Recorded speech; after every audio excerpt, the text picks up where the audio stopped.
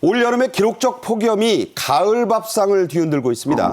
가을 전어, 꽃게가 사라지다시피 했고 단풍은 채 물들기도 전에 떨어지면서 또 첫눈을 맞았어요. 역대급 겨울 추위가 몰려올 것이란 섬뜩한 예보도 나왔습니다. 먼저 영상으로 보겠습니다.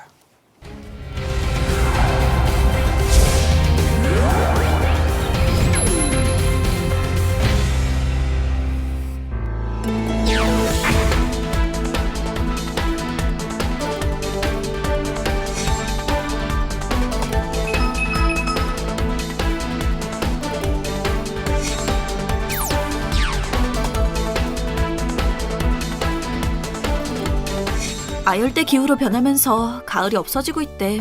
2도가 올라가는 순간 명태를 먹을 수 없게 돼.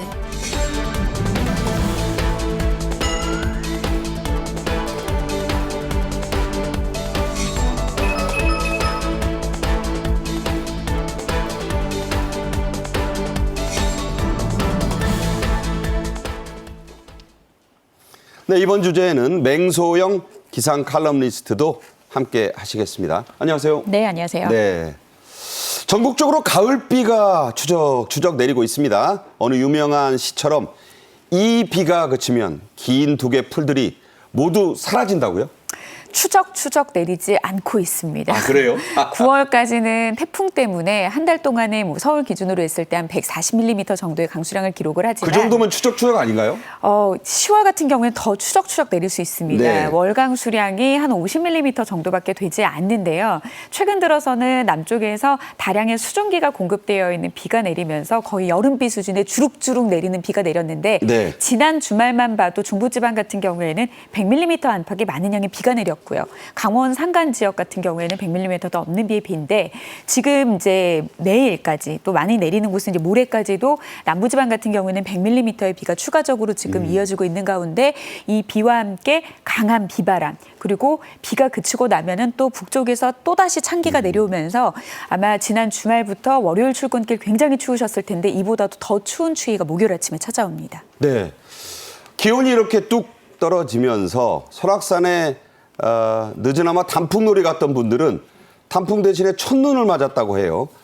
그런데 이게 지난해보다도 이틀 빨랐다고요?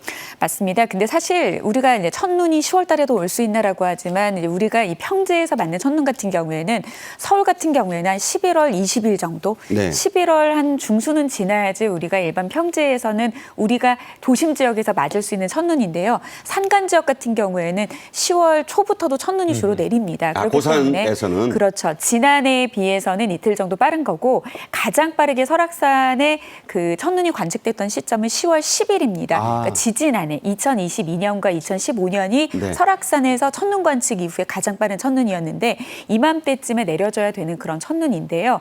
아무래도 북쪽에서 한기가 내려올 시점이 있기는 하지만 워낙 포근했던 날씨 탓에 갑작스럽게 내린 첫눈이 조금 당황스러울 수도 있었는데 이때 고지대에서는 아침 최저 기온이 한 영하 2.6도까지 떨어진 데다가 굉장히 강한 바람이 불었어요. 체감 온도는 영하 10도. 그래서 한 1cm 안팎 정도의 눈이 내려 쌓였습니다. 네, 평지에 눈이 내리는 걸 좀 봐야겠군요.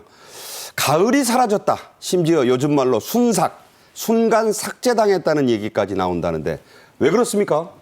덥죠. 겨울에 치매를 당하고 그리고 여름에 치매를 당하다 보니까 아무래도 좀 이맘때 가장 사람들이 쾌적함을 느끼기 좋은 가을 날씨가 좀 힘든데요. 아무래도 올 여름 같은 경우에는 지금 갑작스럽게 추위가 찾아오기는 하지만 10월 같은 경우에도 지나고 나도 평년보다 좀 높은 수준의 기온을 유지할 거고요. 한 11월쯤 들어서야 평년 이맘때에 걸맞는 날씨가 나타나는데 최근 들어서 이렇게 여름이 9월과 10월까지도 침범하는 그런 이제 기후 변화의 날씨가 이어지다 보니까 가을답지 않은 가을이 이어지고 있는 그런 추세입니다.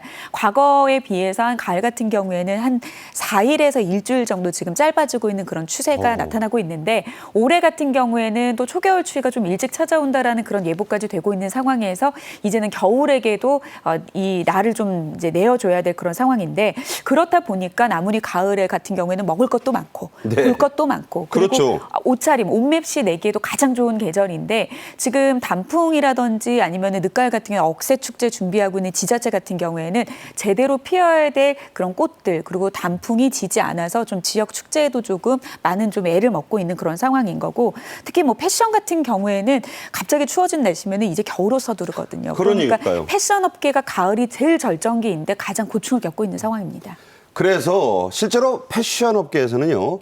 가을을 건너뛰고 겨울 준비에 나섰다고 하는데 가을의 상징 중에 여러 있습니다만 트렌치 코트 이게 1차 대전 때 나온 그 코트 말하는 거거든요. 속칭 바바리 코트 말입니다. 판매량이 뚝 떨어졌다고요. 가을 실종 사건. 네. 가을이 없어져 버렸지 않습니까? 대한민국이 4계절이 있었는데 봄, 여름, 가을이 여름, 간절기, 겨울, 겨울, 간절기, 봄, 그 여름이 되면서 결국 지금 말씀하신 것처럼 가장 멋쟁이들이 멋을 낼 수 있는 가을이 없어지다 보니까 지금 가을 그 쇼핑센터의 대표적 효자 브랜드라고 할 수 있는 버바리 트렌치 코트가 안 팔린다는 것 아니겠습니까? 네. 실질적으로 지금 예년에 비해서 뭐 한 30% 이상 매출이 쑥 빠졌다라고 얘기를 하고 있고 실제 새 옷뿐만 아니고 요즘 중고할 수 있는 땡땡 마켓 뭐 이런 데도 보면은 다른 어떤 것보다도 이 가을 아이템, 패션 아이템들이 굉장히 싸게 지금 안 입는 옷으로 지금 처분한 그런 일이 많다고 얘기를 하고 있는데요. 실제로 지금 그 트렌치 코트 같은 경우에는 뭐 찬바람 불 때 저도 입었는데 원래 저도 지금 가을에 트렌치 코트를 아직까지 한 번도 안 입은 걸 보면은 저뿐만 아니고 이 가을의 계절 변화에 따라 패션 업계, 패션의 어떤 그 상품도 사업도 상당히 큰 타격을 입고 있기 때문에 집 나간 가을 좀 돌아왔으면 좋겠습니다. 네. 어떤 유명한 앵커가 센강 주변에서 항상 바바리 코트 기세우고 하던 분이 있었는데 그런 생각도 납니다. 전어와 꽃게 등 가을을 상징하는 수산물 값도 급등하고 있습니다. 물량 자체를 구하기가 어렵다고요? 맞습니다. 보통은 이제 뭐 장마가 길어지거나 더위가 이어질 때 경우에는 우리가 에그플레이션이라고 해서 농산물 가격 상승하겠구나라는 걱정을 많이 했는데 에그플레이션. 이제는 네. 일명 피시플레이션이라는 말까지도 등장을 했습니다. 고기 인플레이션이다. 그렇죠. 그러니까 지금까지는 대기에 대한 온난화에 좀 포커싱이 맞춰졌다라고 하면 특히 올해 같은 경우에는 여름철에 굉장히 더운 날씨가 이어졌던 게 해양 온난화로 인해서 바다 온도가 뜨거워졌다라는 것에 굉장히 많은 조명이 됐는데요. 아무래도 고수온으로 인해서 수산물에 수급에 비상이 걸리면서 가격까지 좀 급등하는 그런 상황을 만들었습니다. 좀 구체적인 가격이 얼마나 올랐는지 좀 살펴보면 10월 2주차 기준 전어의 평균 도매 가격이 17,600원대로 1년 전에 비해서는 이게 6,200원, 만 원이 넘지 않았거든요. 도매가 그래요? 네, 한 200% 정도, 183.9%나 지금 오른 그런 상황이고요. 그리고 숯꽃게 같은 경우에는 9월과 10월이 한창 철입니다. 21,600원으로 전년 대비 176.9%, 거의 뭐 두 자릿수가 아니라 그 세 자릿수는 훌쩍 뛰어넘는 그런 상황이고 이렇기 때문에 대형마트에서는 지금 한창 철인데 아예 전어 판매 자체를 포기한 대형마트들이 늘어나고 있는 상황인데 이게 거의 2015년 이후 10년 만의 일이라고 하고 판매량을 절반으로 줄이거나 아니면은 이런 이제 전어를 구워서 파는 굽는 전어, 전에도 말씀하셨지만 굽는 전어보다는 그냥 생 전어가 맛있다라고 말씀을 하셨었는데 회로 먹는 전어가 최고죠. 이제 보기 힘듭니다. 네. 아무래도 이 이제 전어 같은 경우는 14도에서 27도의 수온에서 잘 양식이 되는데 8월의 평균 해수면 온도 자체가 28.3도까지 오른 그런 상황이기 때문에 아무래도 어획량이나 수급 자체에 조금 비상이 걸릴 수밖에 없는 그런 상황이었습니다. 네. 겨울 과일 있습니다만 우리나라 사람들은 그래도 제주 감귤 아니겠습니까? 이 제주 감귤도 비상입니다.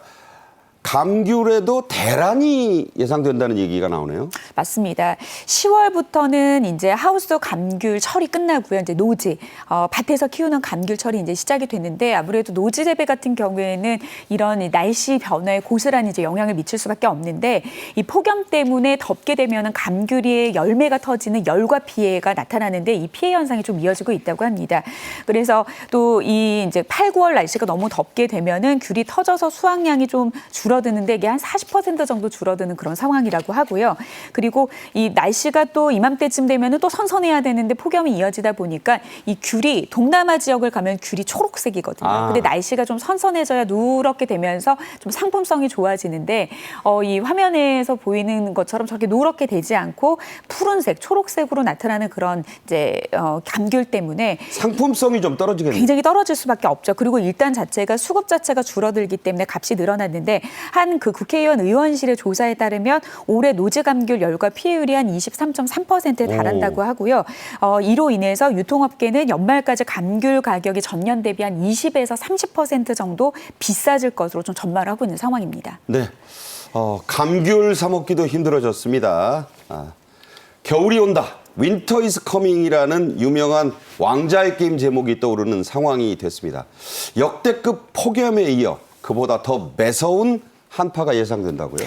물론 이제 겨울 날씨의 전망은 앞으로 좀 더 지켜봐야 되는 부분들도 있고 기상청에서는 이제 오늘, 내일, 모레와 날씨 같은 예보보다는 전망으로 한다라고 하는 것은 여러 가지 이제 신뢰도를 주축으로 해서 하는데 기상청에서 발표한 3개월 전망, 특히 12월 같은 경우에는 계속 10월까지는 평년보다 높은 기온 유지, 그리고 11월이 돼서야 평년 이맘때의 날씨. 그런데 12월 들어서는 평년과 비슷하거나 낮을 확률을 무려 70%까지 오, 봤습니다. 네. 그러니까 이 말은 즉 한두 차례의 어떤 급습하는 12월 초에 걸맞지 않은 한파가 찾아올 가능성이 굉장히 높은 그런 상황인데 일단 이게 갑작스러운 추위가 될지 추위의 강도가 지속적으로 강한 강도로 갈지는 좀 더 지켜봐야 될 것 같습니다. 네.